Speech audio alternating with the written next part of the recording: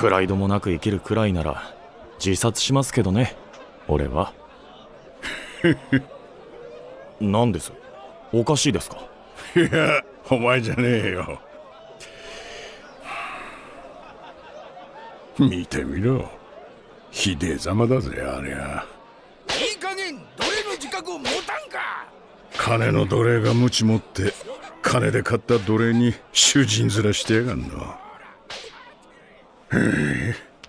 自覚がないだけなのさ。人間はみんな何かの奴隷だ。Villain. He's so much more. He's a villain. He's a protector. He's a mentor for Thorfinn, actually, the title character. And he's one of the characters that experience growth during the series, have multiple deep layers to them. Because when we are huge spoilers ahead, just a heads up, if you haven't watched the series, at least watch season 1, then come back to me, because otherwise you're gonna get spoiled harder than a BDSM, you know what. So let's continue on that note. He is, in the beginning, or he appears to be, just your average mercenary captain, looter, raider type of Viking. What we learn towards the end of the first season, I mean, is it the end? I think it's mid end. I'm thinking right now. Is it mid end? No, I think it's towards the end actually. He right after Torquil basically mobs the shit with their um, with their great mercenary band, and they decide to betray Askeladd, because the only reason they are with Askeladd is because he brings them fortune and gold and whatever they want, basically loot, pillage. He lets them pillage, destroy, rape, kill whomever they like. And while that goes on, they're happy, and they're happy to follow Askeladd. Askeladd in turn knows that, and he hates the Vikings to the core of his soul, to his heart. If there is something that Askeladd feels throughout the whole series and throughout his life, is his hatred for the Vikings. Now, where does that stem off? Askeladd originally was a child conceived between a great Viking lord and a slave. A slave he's taken from Wales. Now, the Welsh slave woman was actually a sort of princess of a Welsh kingdom. She was descended from one of the greatest, I want to say Roman, but I think more likely Breton, from the greatest Breton generals. Because by that time, I think Rome was not exerting any control over Britain. So Bretons were the only ones living there who adopted Roman names, Roman architecture, and Roman customs. So he was descending from that. His ancestor was basically the origin of the Arthurian legends. If you want to check it out, you can check him out. His name is Lucius Artorius Castus, the same name as Askeladd, actually, because his mother, hoping that her ancestor would come back as the legends foretold. The legends say that Arthur will be coming back, which is Lucius Artorius, in fact. So he named him in the hopes that he could be what Lucius Artorius is foretold to be for their people. And Askeladd really took that name literally, because he's seen how the Viking lord that was his father mistreated his mother, and which eventually brought her to death. It was a cruel, it was a long death, it was painful to a core, and it marked Askeladd for life, and it cemented his hatred for the Vikings. But one thing about his childhood is that he faked taking an interest in his father and their customs. So he suddenly became, or rather, his father acknowledged him after seeing the fire in his eyes, his skill with sword, and he adopted him into his household. After learning what he could from his father, he then proceeded to murder him and all of his brothers in cold blood, then left home to bring his mother back to Wales, where he was received as was welcome. He received a very welcome arrival because he brought his mother to die on her soil and to be buried amongst her people. 話してもいいかな。無駄だ。お前らとは今日まで本当に長い付き合いだった。共に笑い、共に飲み、共に多くの修羅場をくぐり抜けてきた。今まで話したことはなかったがな。俺はお前らと過ごしてきたこの十数年間、お前らのことが心底嫌いだった。え？豚にも劣る暗愚なデエンジンどもよ。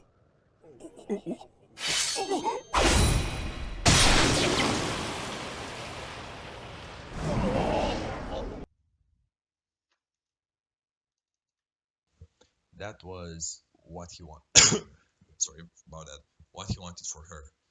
So, this deep hatred actually enabled him to be wary of everybody around him because he was surrounded by Vikings, he was surrounded by raiders, looters, pillagers, and he hated every second of it. He hated everything about the culture except for two Vikings that he grew to love as comrades, as friends, one of them even as an apprentice of sorts. So, with all this hatred, he decides to do what? He will actually protect Wales like his ancestor did, but against a new enemy, against the Vikings, who are these despicable destroyers, despicable looters, pillagers, rapers, murderers, and the list goes on. He decides to actually create his own mercenary band comprised entirely of Vikings, and under the guise of doing deeds for the Danish kingdoms, he would actually ensure that Viking presence in Wales was kept to a bare minimum, almost non-existent, to be fair.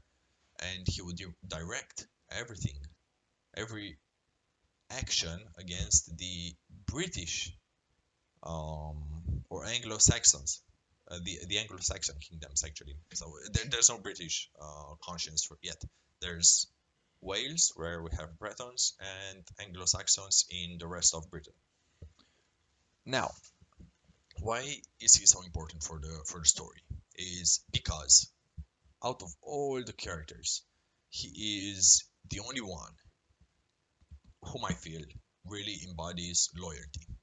He has this loyalty to his birthplace, birthright, whatever you want to call it, to Wales, and he's eager to go to any lengths to protect that that he holds most dear. What does that mean? What does that precisely mean? It means foregoing his honor. Honor doesn't matter to him as much as protecting his home. Even his life in the last episode of the first season. Again, I warned you, heavy spoilers. Go back, watch the first season, come back. Alright, so he forgoes his honor, he forgoes even his life, he forgoes everything. He intentionally spends years upon years with the very brutes that he hates, and it turns out that he hates them for a very good reason. The second odds turn against them. All of them, barring a few, turn against him. Why? because their loyalty is shifty. Unlike, actually no, unlike Askeladd and Bjorn. We'll get to Bjorn in a sec. But actually, let's talk about now. Amongst these brutes, these monsters, he inspires the loyalty of one crazy ass berserker named Bjorn. Bjorn loves Askeladd as a brother, as an elder brother, and is going to go to great lengths to protect him and for him even after he hears of Askeladd's hatred for them. Even when Askeladd proclaims, when his band decides to betray him, he proclaims that he already hated all of them from the get-go. He despises them, he doesn't respect them, he just outright hates them. They disgust him. So, what does Bjorn do? Bjorn sticks by Askeladd and fights against the deserters. And eventually, because of the wounds he suffered during that battle, Bjorn dies. Dies a hero's death, a warrior's death, by the sword of Askeladd. Askeladd basically offers him the mercy of death, of dying a soldier's death, a warrior's death. Not not because he owes Bjorn anything, because amongst all of these brutes, he actually came to respect Bjorn as a friend. 友達。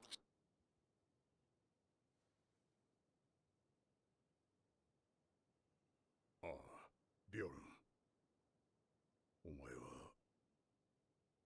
俺のたった一人の友達だ。Of his, as Askeladd says, as his only friend. So he only has one friend.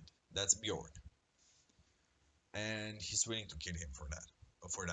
Kill him to allow him passage into Valhalla, even though he despises the very notion of Valhalla. We'll get back to what he actually believes in and what he despises about the idea of afterlife for Vikings in a sec. But he does that for Bjorn. Bjorn is the only Viking that he actually respects. Not even Knut. He doesn't respect even Knut. He uses Knut to further his goals, protect Britannia. When the king picks up on his desire to protect Wales, I said Britannia, no, Wales. When the king picks up on his desire to protect Wales, it kind of flips Askeladd around. He's taken off guard, but at the same time he concocts a plan. Kill the king by any means possible, and when finally presented with a chance, during the same sequence of events when the king actually decides he's gonna invade Wales to gauge his reaction. Actually, not the king. The king doesn't notice that. Floki, I think, notices that and notifies the king. But he picks up on that. Askeladd decides to kill him, and when presented with gifts for his great honor of saving his son, Prince Knut, Askeladd just beheads the king. And acts as insane as possible so that no repercussions would be brought upon Knut. Because the thing about Knut and Askeladd was that the prince already promised Askeladd the safety of Wales. So there was only one course of action to protect his kingdom. Give up his life, give up everything to kill the imminent threat and make sure that Knut will inherit how the fucking hair what the fuck is that word will inherit the English crown by having Knut kill him and basically avenge his father in a way, though his father wanted to kill Knut. It's a very convoluted story, but the thing is he gave up everything just for Britannia, or just for Wales. Britannia, what the fuck, man. I've been playing too much Thrones of Britannia, I think. Idiot. But either way, this idea, this sacrifice that he makes with all of his heart to protect his birthplace. It's not his birthplace, but the place where his ancestors come from. is amazing, and where his mother, that he loved so much and so dearly, come from. Now came from, because she is not anymore. But you get the idea. Now, one more thing about his sacrifices for the good of Britain. During the first episodes, Floki, who has a grudge against Thorfinn's father, kind of agrees to take care of Thorfinn in a strange, twisted way. Thorfinn has to go through some immense challenges just to survive, following Askeladd's party. But Askeladd doesn't try to do anything to him. He beats him occasionally, but never that hard that Thorfinn cannot recover from it. So in a way, over the years of Thorfinn just staying with them, hoping for a chance to finally kill Askeladd, uh, they have this strange master-apprentice relationship, where Askeladd actually goes sometimes out of his way to protect him, other times just using him as a dispensable member of his team and leaving him to die basically. But all in all, he trusted that Thorfinn would be fine. He knew Thorfinn would be fine. I feel like, of course, it's hopeful thinking, perhaps, maybe naive on my part, but I really do believe that Askeladd ultimately cared about Thorfinn a great deal. Because his last words to Thorfinn, so in the last sequences of the first season, Askeladd was shouting at Thorfinn to just don't involve himself. If he involves himself, then he will too be branded a traitor. Which Thorfinn, of course, doesn't hit because he's Thorfinn. We'll do a piece on him too, I think. Who knows? We'll see. I don't really like the character that much. I like him in season 2, but in season 1, meh. Anyways, Thorfinn doesn't hit that and rushes to Askeladd's side, holding him as he dies. And his last words to Thorfinn were, um, I'm gonna paraphrase here because I don't really remember them, word by word. But basically, he tells him to achieve his dream and become a great warrior, which leaves Thorfinn dumbfounded because that's exactly the words his father used, both to Thorfinn and to Askeladd. That a great father does not necessarily mean a great father. A great warrior does not necessarily mean killing people and murdering everyone in their path. A great father. What the fuck am I saying? A great warrior knows when to use his sword for what and doesn't kill or hate anyone because he has no enemies, basically. And that's what Askeladd is trying with his final words to tell Thorfinn, who doesn't realize at first, but as the story progresses in the second season, it becomes clear that Thorfinn has finally come to peace with whom he was and what Askeladd was to him, and what Askeladd actually taught him in his final moments. So this is mainly the reasoning I'm using to assume that Askeladd cared about Thorfinn a great deal and saw him as his apprentice or protege, not stepson. I don't think so. Let's not go that hard, but as his apprentice of sorts. いい加減先へ進めよ。いつまでもこんなクソくだらねえところに引っかかってねえで。ずっと先、トールズの言った世界のその先へ、トールズのこのお前が行け。それがお前の本当の戦いだ。本当の戦士になれ。トールズの子。 Again, twisted relationship, very strange, but this is about it. In the second season, because of the first season's finale, Askeladd is relegated more to a conscience of sorts for Thorfinn. He acts as Thorfinn's sanity, Thorfinn's conscience during a set of events that ultimately lead to Thorfinn finally accepting who he is and that the past does not define him. The past only allows him, or rather makes him amend for everything that he's done during his time with Askeladd's party. So yeah, that's about all uh, for me for this Askeladd piece.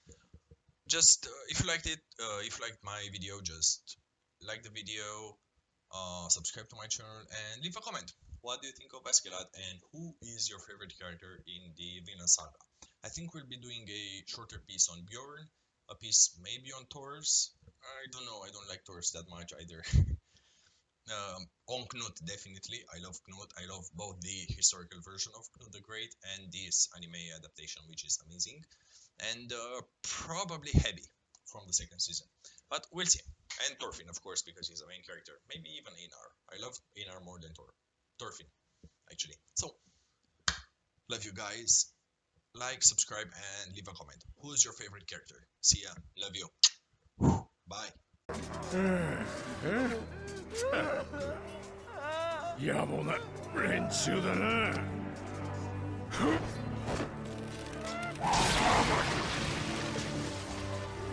おら、メソメソしてる暇はねえぞ。またここに落ちたがねえんだろうが。ならそいつらをぶら下げたまま登れ。登れ。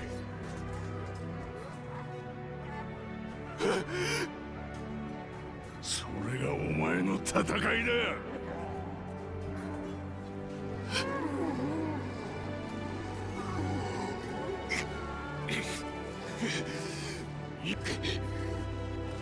お前が殺したそいつらを連れて本当の戦いを戦え。